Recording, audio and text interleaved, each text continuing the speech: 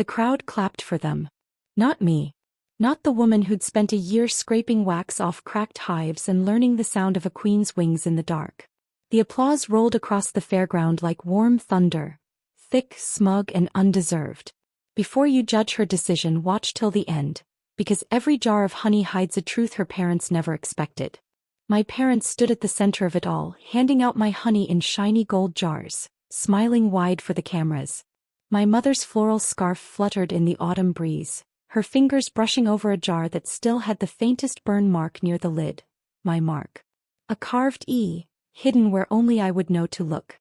"Try our honey," my father said proudly to a group of women near the booth. "Made right on our family's land.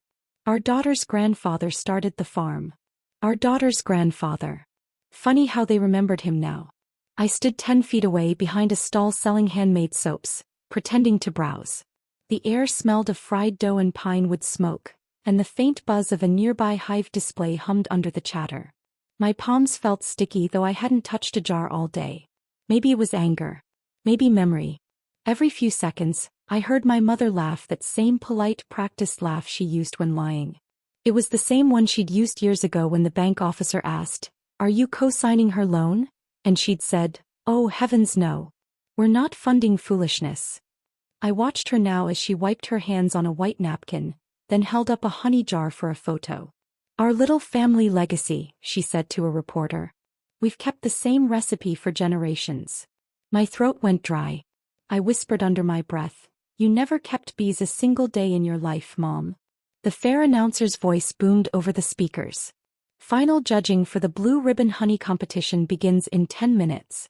Competitors, please bring your entries to the main stage." I glanced toward the stage, a wooden platform strung with yellow ribbons and plastic sunflowers. My parents were already moving that way, carrying my jars, smiling like royalty. The sunlight caught the glass, and for a second I saw my reflection, tired, calm, older. A woman they didn't recognize anymore. The woman at the soap booth leaned toward me. "You're not going to enter?" Her tone was friendly, curious. She probably thought I was just another hobbyist beekeeper. I smiled faintly. I already did. She didn't understand what I meant, and I didn't explain. My entry was already there. Officially registered, legally owned, and traceable by name. Every label, every license, every batch date filed under Golden Air Honey. Owner: Eliza Mayfield. My mother's maiden name. A detail they'd never noticed. The judges began to circle the tables, lifting jars to the light, holding spoons to their lips. I watched from the crowd as my father adjusted his hat and put his arm around my mother's shoulder, playing the part of the proud patriarch. "Don't they look perfect?" a woman beside me said. "So sweet together." I smiled again, this time wider. "Oh, there's something all right." When the head judge tasted their honey, I saw his brows lift slightly. "That was my blend, light clover base, a touch of wild thistle. Grandpa's old technique, the one no one ever taught me but that I learned by tasting hundreds of failed batches until I got it right." For a moment I almost stepped forward, almost shouted the truth. But the calm inside me held steady. Anger is noisy, revenge is patient. A gust of wind rolled through the fair, lifting napkins and candy wrappers off the tables. One of their jars tipped slightly and my mother reached to steady it. Her sleeve brushed the rim and I caught it, the mark. That tiny E carved under the wax seal.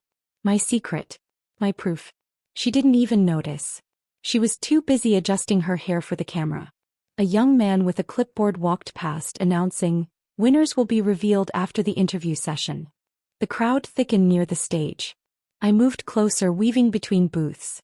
The smell of roasted almonds mingled with honeyed air. The microphone squeaked as the announcer called out the shortlist. "And now," he said cheerfully, "our finalists for this year's Blue Ribbon Honey competition: Sweet Valley Apiary Meadow Gold Farms, and Golden Air Honey." The applause rose again. My parents looked around, confused. My father leaned toward my mother. "Golden what?" He shrugged. "Probably some small supplier." I watched their faces as the announcer continued. "Each finalist will be called to present their product and share their story." My father whispered something to her. Probably a plan to pretend Golden Air was a friend, a cousin, anyone but me. They'd always been quick liars. I stayed where I was, hands in my coat pockets, heart steady. This was the moment I'd waited a year for. Not to yell, not to punish, but to let the truth expose itself. A photographer brushed past me, nearly bumping my shoulder. "Sorry, ma'am," he said quickly. "It's fine," I murmured. "You're just in time." The fairground clock struck noon, the sound sharp and metallic. The judges took the microphone, announcing, "And now our winning entry, judged for purity, aroma, and craftsmanship, belongs to..." My father's smile widened prematurely. My mother held her breath, hands clasped like a queen awaiting her crown. "Golden Air Honey." For a brief, delicious second there was silence. Then the crowd began to clap again. I watched my mother's lips part, confusion settling behind her eyes. She looked at the jars in her hands, then toward the banner where the winning label glowed under the sun.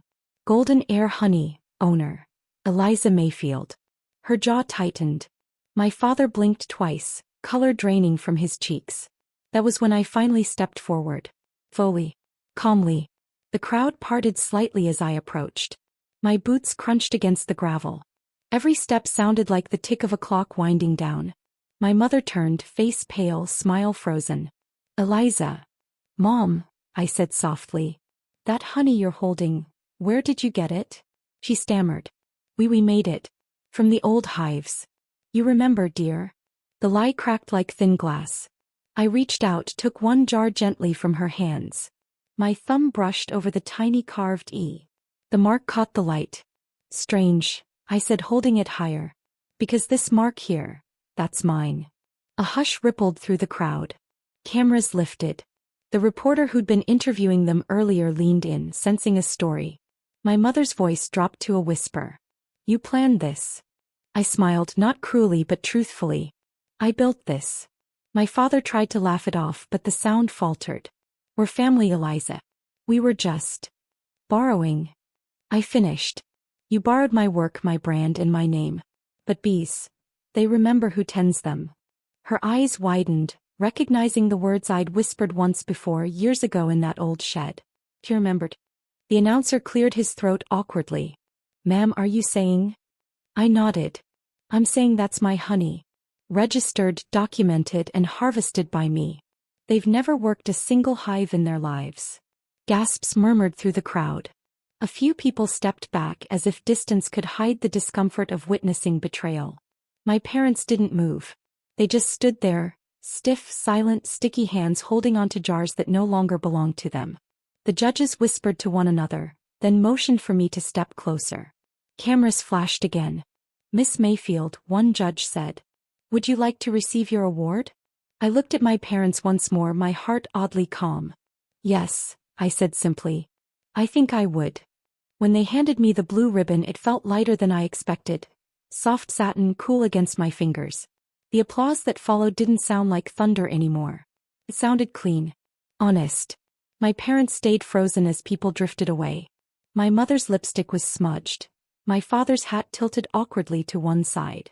For the first time in my life they looked small. I stepped close enough to whisper, "You wanted the world to see your success, remember? Well, they just did." Her eyes glistened, but she said nothing. I turned, ribbon in hand, the sun warming my back. My reflection in the glass jar shimmered beside the carved E. The crowd noise faded behind me as I walked away, my pulse steady, my silence louder than any applause. And in that quiet, sticky air I finally felt it. The sting they'd earned.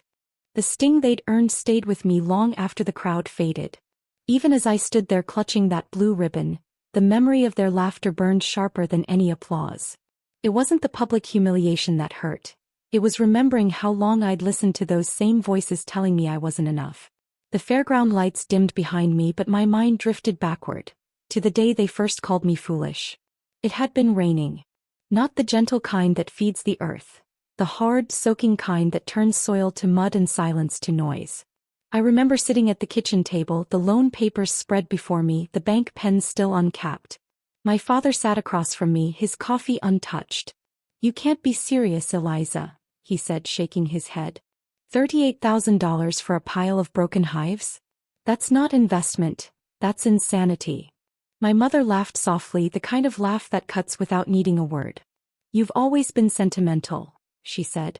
"That farm died with your grandfather. Let it go." I wanted to argue. I wanted to tell them what I saw when I stood there. The sunlight catching the rusted roof, the smell of damp cedar, the faint hum that never really left the air even after the bees were gone. But instead I just folded the papers and said, I already bought it. The silence that followed was heavier than rain. The first week at the farm nearly broke me. Every board creaked. Every window wept dust. The air smelled of smoke and old honey, and sometimes I swore I could hear the ghosts of wings. I didn't know what I was doing. Not really. I just knew I needed to try. The morning I reopened the hives, I wore Grandpa's old gloves, torn at the fingertips but still sturdy. Inside, half the frames were empty, the combs brittle and gray. The few bees that remained were sluggish, disoriented, clinging to life. I whispered to them like they were children. We'll fix it, girls. One box at a time. The neighbors drove by slowly those first few weeks. Some waved politely, others just stared. Word spread quickly in small towns, she's living out there alone. She's lost it. At night I sat by the window and watched the barn lights flicker. The loneliness felt like another person in the room. Quiet, familiar, patient. But there's something about tending bees that teaches you patience too. You learn to move gently, to listen before acting. You learn that sweetness takes time and pain is just part of the work. 3 months in, I made my first small batch. 5 jars of honey, barely enough to fill a basket. It wasn't perfect. Too dark, too smoky. But it was mine. I remember taking 1 jar to my parents' house, hoping, foolishly, they'd see what I saw. Mom was in the garden, pruning roses. She didn't even look up when I called. Brought you something, I said, holding out the jar. She glanced at it, then back at the flowers. Still wasting your time with that farm? It's getting better, I said quietly. You should taste it. She sighed, wiping her hands on her apron. Honey's honey, dear. Doesn't matter who makes it. That sentence stayed with me for days. Doesn't matter who makes it. I started keeping notes in a small leather book Grandpa had left behind, recording weather patterns, hive behaviors, bloom cycles. The handwriting on those early pages was shaky, uncertain. Over time it became steadier, stronger. When spring came again, I was ready. I expanded the hives, bought new queens, and learned how to graft my own frames. The bees thrived. Their hum returned like a heartbeat through the orchard. By June I had jars stacked across my kitchen counter. My hands smelled of wax and smoke, my hair of wildflowers. I sold a few to the local grocery. They disappeared within days. The storekeeper asked for more, said customers kept asking about that golden batch. That's when I registered the name, Golden Air Honey. It felt right. Not fancy, not false, just mine. Grandpa had always said, heirlooms aren't just things, they're people who don't give up. Then came the summer picnic, the one where everything quietly changed. My parents hosted it every year, a big family affair. I hadn't planned on going, but my sister called. They'll talk if you don't show up, she warned. So I went. The backyard was filled with laughter, grilled corn, and the smell of barbecue. Children ran barefoot through the grass. My father stood by the table, pouring lemonade for the cousins, pretending everything was perfect. When I walked in, he looked surprised. Well, look who's back from the bees, he said loudly, enough for everyone to hear. How's the little honey dream going? The cousins laughed politely. My mother smiled tightly, brushing invisible dust off the tablecloth. She's been playing farmer, she said. But at least it keeps her busy. I said nothing. I just placed one of my jars on the table. The sunlight hit it just right. The honey shimmered like amber fire. Made it myself, I said simply. My father peered at it. Cute. Maybe we'll put it out for tea later. He never did. I found the jar still unopened at the end of the evening, sticky from spilled drinks, forgotten. That night I went home, washed my hands, and made a promise. They'll taste it one day. But not like this. Through that fall and winter I pushed harder. I studied under a local beekeeper named Marian, a widow in her 70s who taught me how to read the weather by scent alone. You can't force bees, she told me once as we worked side by side. You have to earn their trust. Just like people, though bees are kinder. We laughed, but her words stuck. Marian was the one who showed me how to blend nectar for flavor. How wild clover, black locust, and orange blossom could create something smoother than store-bought sugar. She even let me use her old centrifuge, its motor groaning but reliable. When I bottled my next batch, I knew. I could smell success before I tasted it. This time, every jar bore a subtle mark, A carved E under the wax seal. My secret signature. Grandpa's carving knife still lay in his old toolbox, the handle worn smooth from years of use. I used it the way he once did, marking each creation with quiet pride. Word spread. A local cafe started using my honey in their tea. A small organic shop asked for a weekly supply. And every time someone said, "This is the best I've ever tasted," I thought of my mother's words, "Honey's honey. Doesn't matter who makes it." I didn't correct them. I just smiled, bagged their jars, and tucked the cash into an old tin labeled Spring Expansion. Still, some nights the doubt crept back. I'd sit by the window watching headlights pass on the highway and wonder if I was doing all this to prove something, or to remember who I was before their laughter got too loud. The farm didn't give answers, but the bees did. They just kept working, steady, loyal, tireless. I began to understand that I wasn't rebuilding Grandpa's legacy. I was building my own. When the fair announcement came in the mail, I almost threw it away. Annual Blue Ribbon Honey Competition, it read. My first instinct was to avoid it. I didn't need validation anymore. But then I saw the sponsor list. My parents' names were printed among the donors. They had donated prize money for community heritage beekeeping. I stared at the paper for a long time. Then quietly I smiled. Maybe it was fate. Maybe it was just the right kind of sting. I entered my jars under Golden Air Honey, legally registered, fully documented. I spent nights perfecting the label design, sealing each lid by hand. The morning I shipped the box, I kissed one lid before closing it. "Let them see," I whispered. "Let them taste what they threw away." It wasn't anger anymore. It was clarity. The kind that comes when you've been underestimated for too long. Looking back now, I realize that every insult, every smirk, every time they called me foolish, it didn't destroy me. It shaped me. Their mockery built the woman who stood on that fairground stage, calm and unshaken, holding the blue ribbon they thought would be theirs. They gave me doubt and I turned it into proof. They gave me ridicule and I turned it into honey. And deep down, I think the bees always knew that every sting I endured was just another reminder of who I was becoming. And now it was time to turn that honey into something else. Justice. The fair was still 3 months away when the idea began to take shape. I didn't plan it overnight. Revenge, like honey, needed slow heat. Too quick and it loses its flavor. The morning after registering my brand, I sat at the kitchen table, the soft hum of the hives drifting through the open window. The sunlight poured over the wooden counter where jars gleamed in tidy rows. The air smelled of sugar and smoke, the scent of quiet creation. For a long time I just watched the bees through the glass. They moved with purpose, each one knowing its place. No confusion. No ego. Just balance. Humans could learn something from that. Then the phone rang. My mother's voice filled the room, bright and brittle. "Eliza dear, we saw your name mentioned on that little vendor list for the fair." How exciting. My chest tightened. So they'd noticed. "I'm just trying something new," I said lightly. "Well," she continued, "your father thought maybe we'd join in this year. Just for fun. It might be nice to have a family presence again." A family presence. The same family that hadn't stepped foot on the farm in years. Kept my tone calm. "You should. It'll be good for you both." She hesitated, maybe expecting me to protest. When I didn't, she brightened. "Wonderful. We'll pick up a few jars from the market to enter. Just something simple." "Sure," I said. "Just make sure it's good honey." The line went quiet for a moment. Then she laughed softly. "Oh, don't worry about us. We'll manage." I hung up, smiling. The trap had built itself. All I had to do was let them walk in. That week I sent them a small gift basket. It was a gesture I knew would look innocent. Inside were 6 of my best jars, unlabeled but perfectly sealed, wrapped in gold paper. I added a handwritten note. "Thought you might enjoy these for tea. Liza." I imagined their faces as they opened it. My mother's suspicion, my father's curiosity. And I knew what would come next. Because people like them couldn't resist claiming something that looked successful. Especially if it came from me. 2 weeks later I saw the first photo. It was on my mother's Facebook page, her standing proudly beside a table at the farmer's market, holding one of my jars. Caption read, "Getting ready for this year's honey fair.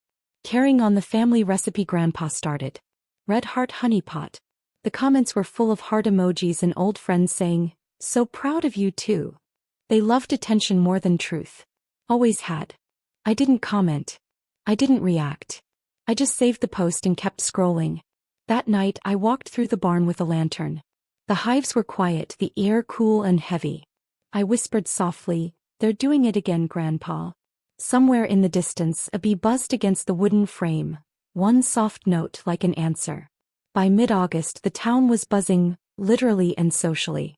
My parents' new business became the talk of the market.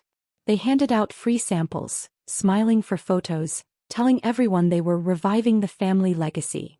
At church I overheard someone whisper, "Did you hear about the Thompsons' honey? Apparently they've gone back into production. Isn't that lovely?" I didn't correct them. Let people believe what they wanted. Revenge isn't about noise. It's about silence, the kind that sharpens itself over time. One evening Marion stopped by with a tin of biscuits. "You've been quiet," she said, lowering herself into the chair across from me. "Too quiet. That's either peace or plotting." I smiled faintly. "Maybe both." She chuckled. "Whatever it is, make sure it's worth the sting." "It will be," I said. "I'm not trying to hurt anyone. Just let the truth speak when it's ready." She nodded. Truth always comes dripping slow, like honey. The fair deadline approached. My parents' excitement grew like wildfire. I'd hear about it through neighbors, through posts, through whispers that somehow always found their way back to me. They had no idea I was already registered under Golden Air Honey, fully certified, licensed and traceable. Every barcode, every form, every seal bore my name. Meanwhile I kept my distance. I didn't visit, didn't call. I simply worked, harvesting, filtering, bottling. The nights were long. The barn light glowed until near dawn as I labeled each jar carefully. I wrote down every batch number in my ledger, my private proof. And for good measure I carved my tiny E under the wax seal again, my quiet signature. The week before the fair I stopped by the post office to drop off a few shipments. As I was leaving I bumped into Mrs. Lawson, the librarian who'd known my parents for years. "Eliza," she said, clutching her purse. "Your parents told me they're entering the honey fair this year. You must be so proud." I smiled politely. "Oh, I'm proud," I said. "They've been very inspired lately." She chuckled. "You should work together. Family business and all." I tilted my head. "Sometimes, Mrs. Lawson, family works better when it doesn't mix business." She didn't understand what I meant. Most people wouldn't. A few days later I walked through the fairgrounds before opening day just to feel the space. The scent of sawdust, the clinking of metal stands, and the faint hum of generators filled the air. It was strange, peaceful almost. I ran my fingers along the edge of one display table, imagining where my jars would sit. I'd chosen not to sell directly. I wanted my brand name to stand on its own among the entries. Then I noticed something across the aisle, a banner reading Thompson Family Honey. My parents' name. The letters were big, bold, golden. And right beneath them a box of familiar jars. My jars. They'd peeled off the gold paper, slapped their name on stickers and arranged them neatly like trophies. For a moment my chest tightened, not with anger but something colder. Disbelief had long since expired. This was confirmation. They hadn't just stolen honey. They'd stolen history. I turned and walked out quietly. The wind picked up, fluttering the banners behind me. That night I sat by the kitchen window, the ribbon of moonlight cutting across the floorboards. I brewed chamomile tea and opened my ledger, scanning the batch numbers. The same codes were etched on the bottom of those stolen jars. Proof enough. I spent hours drafting one final registration form, the trademark confirmation for Golden Air Honey. When I printed it, my name looked almost unreal in bold black ink. There was no need to rush. I mailed it calmly the next morning. The bees worked as usual outside. Even they seemed to hum differently that day, steady, certain, like they knew something was coming. The fair opened on a bright Saturday morning. I didn't attend that first day. Let them shine. Let them soak in the praise. Instead I sat at the farm watching the hives. The air shimmered with sunlight and the scent of clover drifted through the fields. I thought about Grandpa, about how he used to tell me, "Never chase the honey thieves. They always bring the swarm back home." He was right. Because that evening I received a message from a friend at the local paper. "Hey Eliza, did you know your parents are entering the fair under the Thompson family label? Their jars look just like yours. Weird coincidence. I replied simply, not weird. Just expected.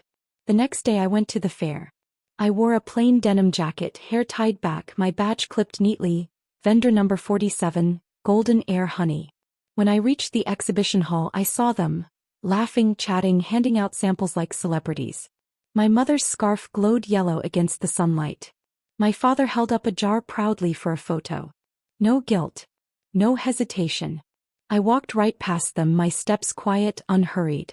My own table stood just across the aisle, stocked with identical jars, labeled, sealed, official.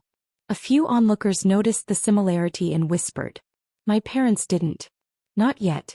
As I arranged my display, I caught my reflection in the glass, calm, patient, unrecognizable from the woman I'd been a year ago. I wasn't chasing them anymore. I was standing still and they were the ones running straight into me. The trap was set. Every lid, every label, every mark under that wax would tell the truth. Not today but soon. And as the fair music played faintly in the distance, I smiled to myself.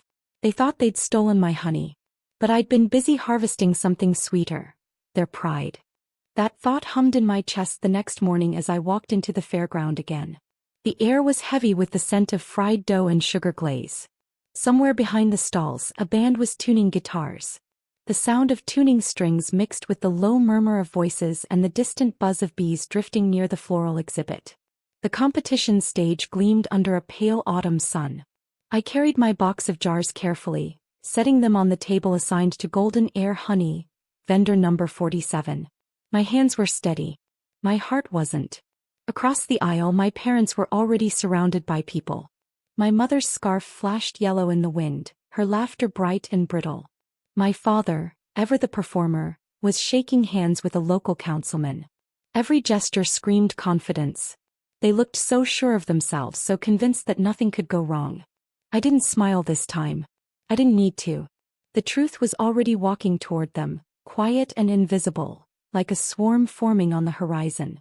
A volunteer stopped by my booth to check registrations. "Morning, Ms. Mayfield," she said, glancing at her clipboard. "All set for the judging round?" "All set," I said. "Just making sure my jars are where they belong." He ticked a box and moved on. I exhaled slowly. That single checkmark meant everything was official now. My brand, my documentation, my claim. The fair might have looked small from the outside, but its winners were announced citywide. The proof would spread faster than gossip. Across the way, I heard my mother's voice carry through the air. "We're thrilled to continue the Thompson family tradition. My husband's been tending bees since before our daughter could walk." My jaw tightened. The reporter laughed, eating up every word. My father nodded solemnly, adding, "She's always been interested in our work." Their lies layered over each other like wax upon wax. Smooth, polished, but easy to melt when heat touched them. "Ms. Mayfield," a voice called from behind. It was Marian, walking with her cane, her floral hat tilted against the sun. "Lord, look at this place," she said, glancing around. "Smells like half the county showed up." I smiled and hugged her gently. "You didn't have to come."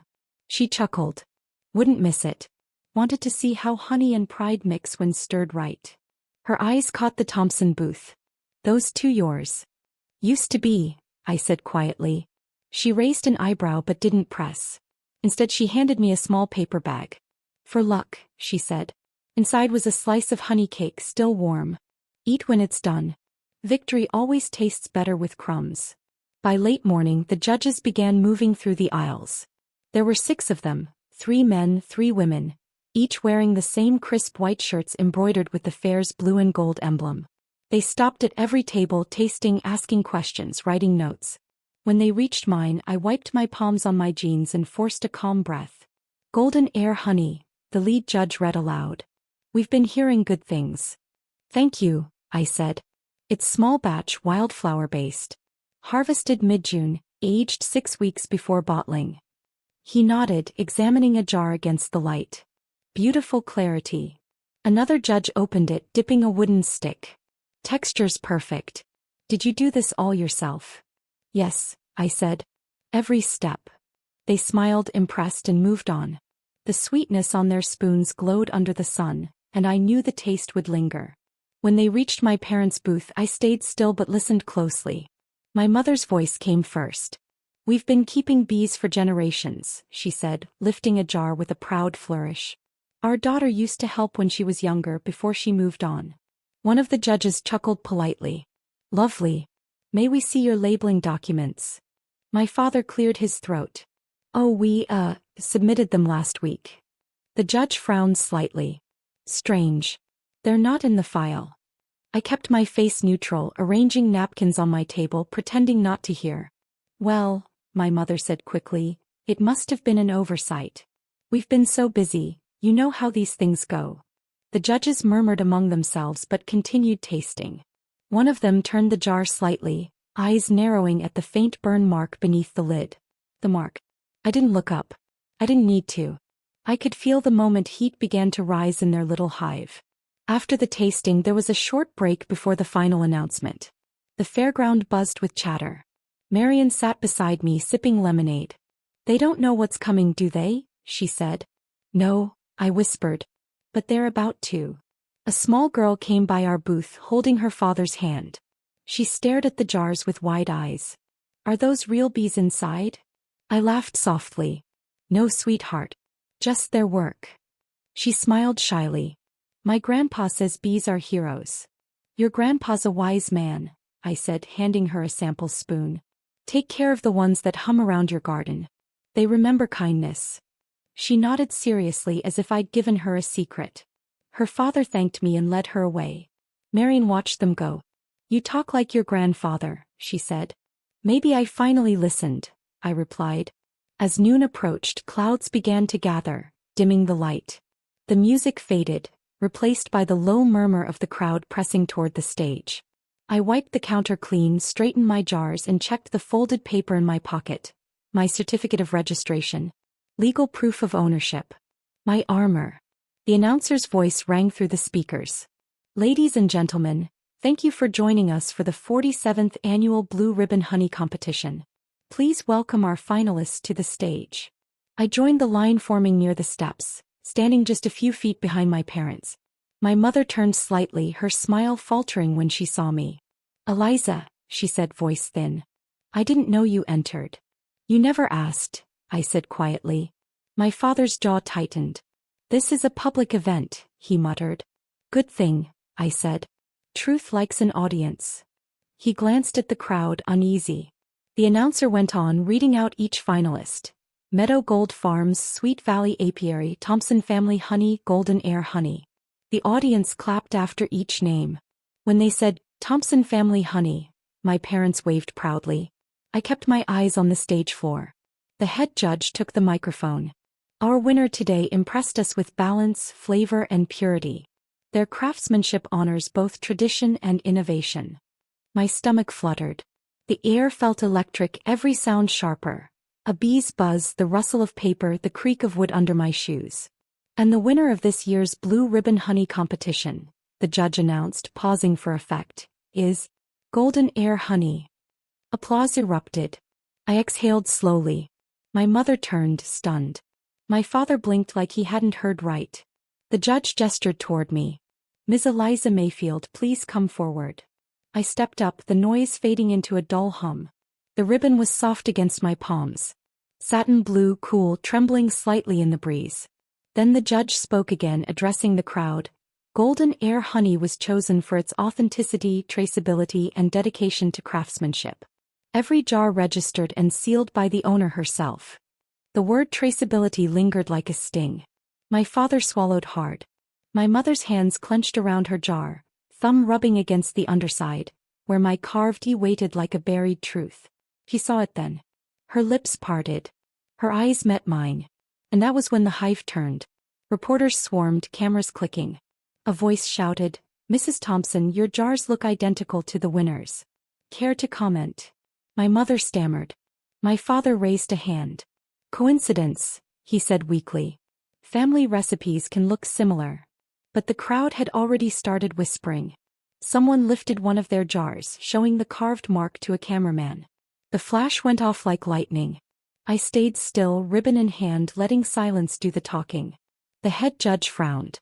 "We'll need clarification about the duplicate entries," he said, addressing the staff. Please bring the documentation from both vendors. The volunteer from earlier, the one with the clipboard, stepped up. Golden Air Honey has full paperwork on file. Thompson Family Honey did not submit any.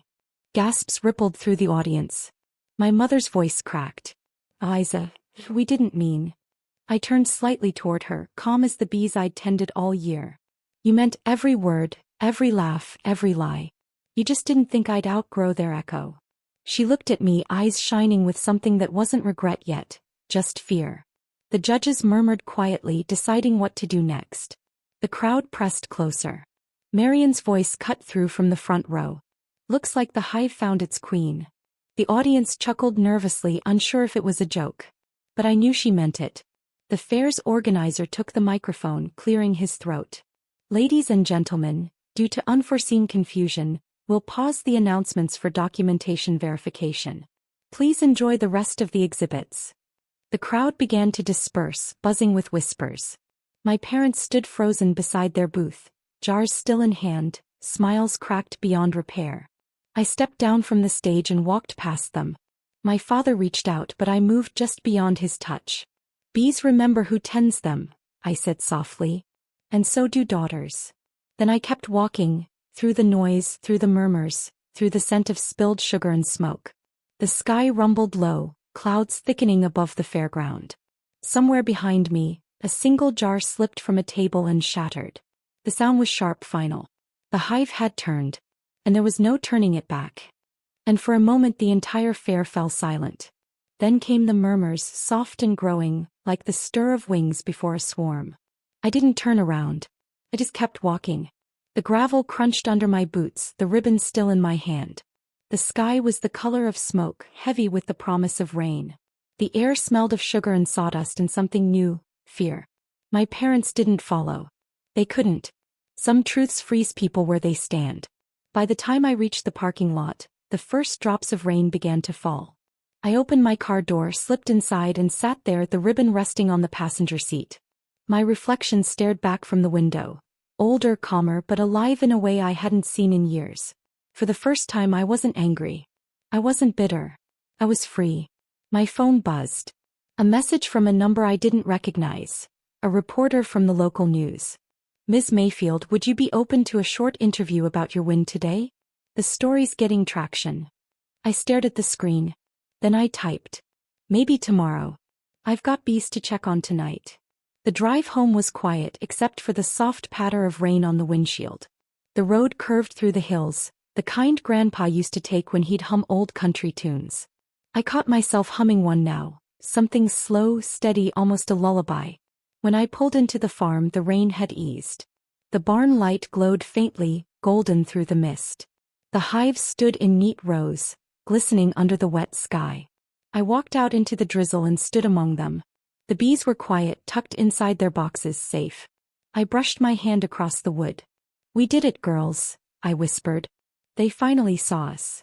The night answered with a soft hum from inside the hive, faint but real. Later I brewed tea and sat by the kitchen window. The house smelled of honey and damp wood. My hands trembled a little as I opened the ledger. The same one I'd started a year ago when I bought this place. Every page told a piece of my story. Weather notes, hive counts, sketches of frames. I turned to a blank page and wrote one line at the top. The day they learned what truth tastes like. Then I closed the book. Around 9 that evening, headlights flashed across the window. A car door slammed. I didn't move at first, but when the knock came, hesitant, slow, I knew. When I opened the door, they stood there, soaked from the rain. My mother's scarf clung to her neck. My father's hat sagged under the water. They looked smaller somehow. Eliza, she said softly. Her voice trembled. Can we come in? I stepped aside. You always do. They entered like strangers. The smell of wet earth followed them. My father removed his hat, wiping rain from his brow. He looked around the kitchen, the shelves lined with jars, the ribbon hanging from a nail on the wall. You embarrassed us, he said quietly. I laughed once, softly. You stole from me. He flinched but didn't answer. My mother wrung her hands. We didn't mean to hurt you. We just wanted to be part of something again. Then you should have helped, I said. Not claimed what wasn't yours. Tears welled in her eyes. We thought you'd failed, Eliza. You were alone out here. We wanted to show people we were proud of the farm again. We didn't realize. I cut her off gently. You realized. You just didn't think I'd notice. The clock ticked between us. Rain tapped against the glass. My father cleared his throat. We lost our sponsors, he said. People are calling. Reporters. The church board. They all saw the broadcast. So now you're here for damage control? I asked. No, he said. We're here because we don't know what to do. I studied them. These two people who'd once laughed at my dreams, now standing like children waiting for permission to speak. Do nothing, I said finally. That's what you told me when I started this farm. Remember? You said it'd fail if I tried too hard. So do nothing. Let the truth breathe. He looked down.